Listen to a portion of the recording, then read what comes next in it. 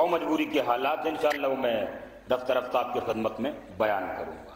قبول کر لیا۔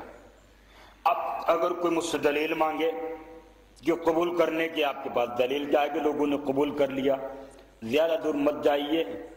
جس حضرات کے گھر میں نیٹ پایا جاتا ہے، شیخ الاسلام علامہ طاہر القادری الحنفی کے جا کر تقریر کو سن لینا، youtube.com پر ان کی تقریر محفوظ ہے۔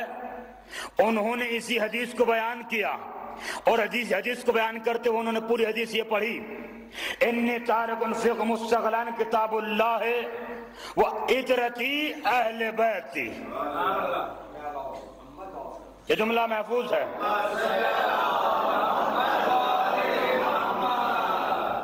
یہ جملہ محفوظ ہے۔ کس سلسلے میں تقریر ہو رہی تھی؟ یوم غدیر منایا جا رہا تھا۔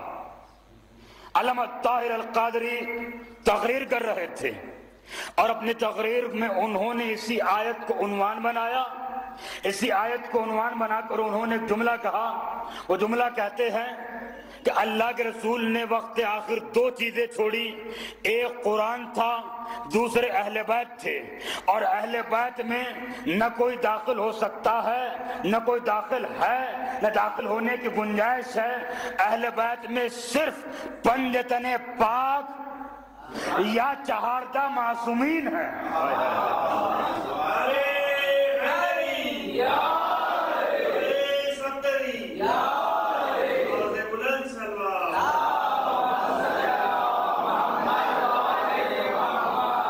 پنجتن پاک یا چہاردہ معصومین ہیں، جن کو اللہ کے رسول نے اپنا اہل بیت کہا۔ یہ میرے اہل بیت ہیں، یہ میرے گھر والے ہیں، یہ میرے اہل بیت ہیں۔ ان دونوں سے ما ان تمسکتم، تم ان دونوں سے متمسک رہنا۔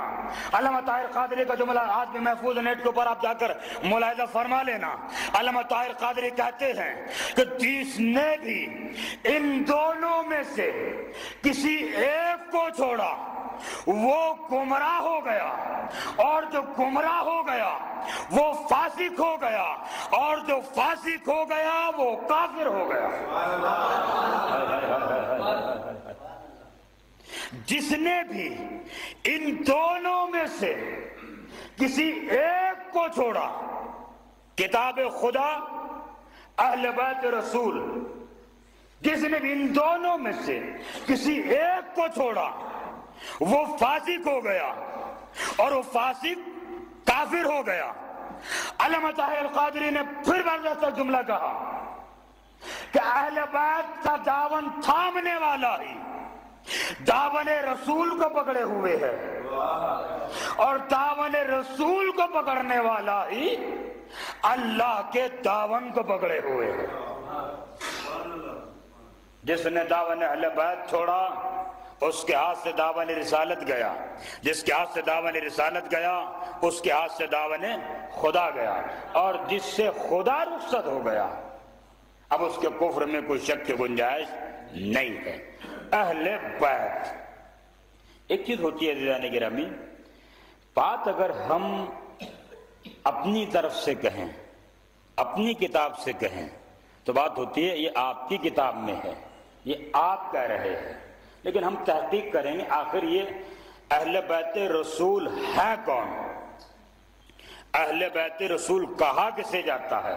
دو لفظ ہیں، اہل بیت۔ بیت کے معنی گھر، اہل کے معنی گھر والے۔ بیت کے معنی گھر، اہل کے معنی گھر والے، دو لفظ ہیں۔ آپ نے دنیا میں دیکھا ہے بیت مختلف لفظوں میں استعمال ہوتا ہے، جتنی لینگویج ہوتی ہیں اس کے اعتبار سے بیت کو مختلف نام دیے جاتے ہیں۔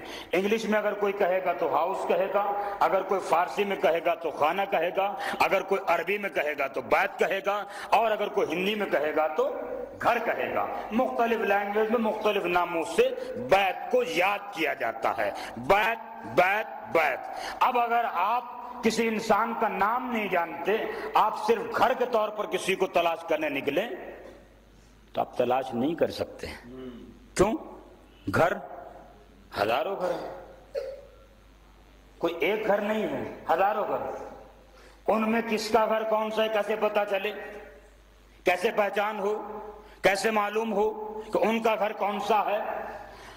یہ بیت سب کے الحمدللہ بیت ہیں، سب صاحبان بیت ہیں، ہائے ہائے ہائے ہائے ہائے ہائے، سب صاحبان بیت ہیں، سب صاحبان بیت بیٹھے ہوئے ہیں، سب کے بیت۔ یا اللہ تیرا بھی کوئی بیت ہے، ہائے ہائے ہائے ہائے ہائے ہائے ہائے ہائے ہائے، یا اللہ تیرا بھی کوئی بیت ہے کہ جب سب کے بیت تو ہمارا کیوں نہیں؟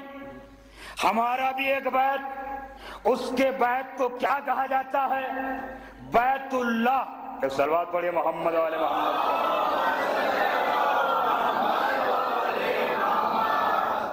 بیت اللہ اللہ کا گھر، بیت اللہ اللہ کا گھر۔ اللہ کا گھر ہے کہاں؟ مکہ میں، ہے نا؟ ہم تلاش بیت اللہ کے لیے چلے، ہم مکے میں پہنچے، مکے میں پہنچ کے دیکھا تو گھر ہی ہے چاروں طرف، ہر طرف گھر ہی گھر۔ ارے بھائی یہ کس کا گھر؟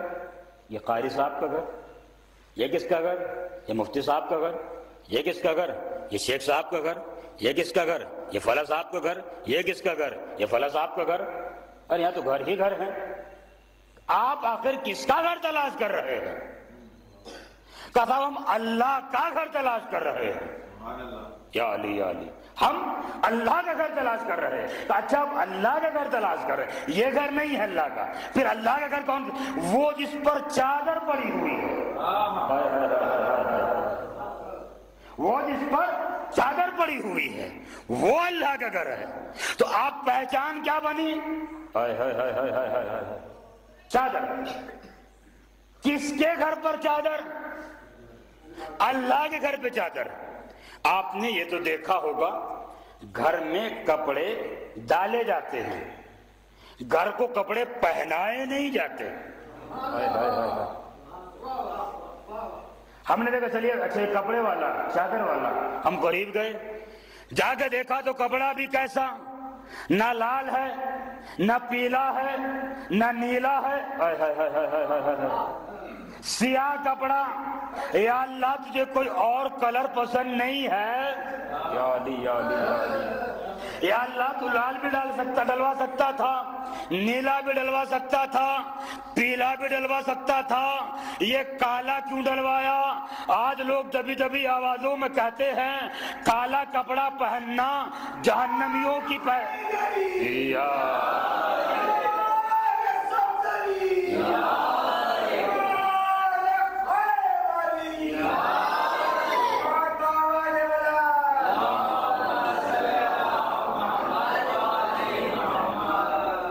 کالا کپڑا پہننا جہنمیوں کی پہچان ہے۔ خدا کی قسم ہمیں وہ جہنم بھی پسند ہے، ہمیں وہ جہنم بھی پسند ہے جس میں ہر کالا کپڑے والا جائے گا۔ کعبے پر کالا کپڑا، دوش رسول پر یا علی یا علی یا علی کیا کہا جاتا ہے؟ کالی کملی۔ اور ایک صلوات پڑھے نا محمد آل محمد پر۔ تو کہنے سے پہلے تو سوچ لو نا،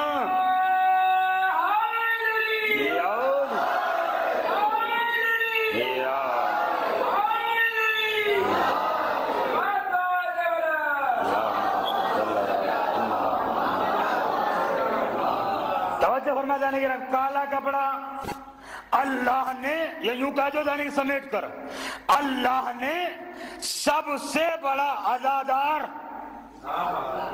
کعبے کو بنایا۔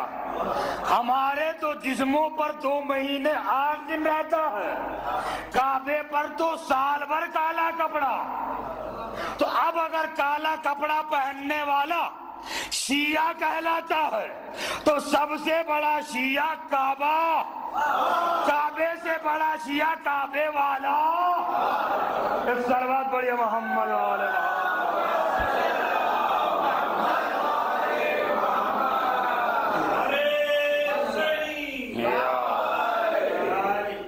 ایک بلند ترین صلوات علی محمد وآل محمد۔ بیت گھر، بیت کی پہچان کیسے ہوئی؟ یا علی یا علی یا علی، چادر نے بتایا یہ بیت اللہ